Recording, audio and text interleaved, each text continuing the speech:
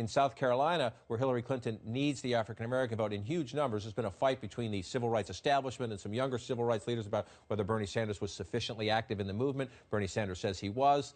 She has some friends saying he wasn't. But he has an ad now on TV in South Carolina trying to go straight for the African-American vote. Change does not roll in on the wheels of inevitability. Bernie Sanders. He was there when Dr. King marched on Washington, unafraid to challenge the status quo to end racial profiling, take on police misconduct, and take down a system that profits from mass imprisonment. There is no president who will fight harder to end institutional racism.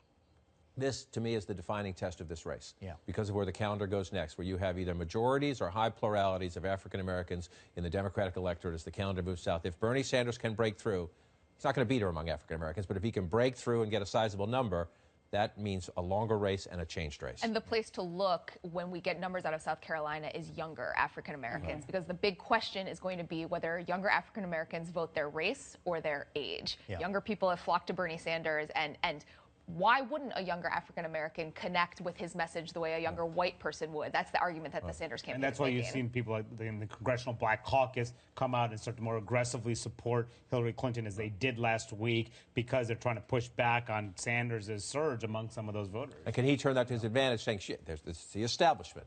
Yeah.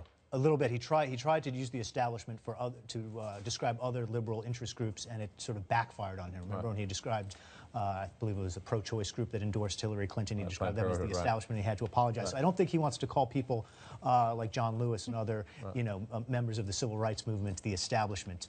But we're going to hear a lot about firewall, right? The Clinton campaign supposedly has a firewall of African American and Latino voters, and if Bernie Sanders breaches the firewall, Then we Katie bar the door. Katie bar the door.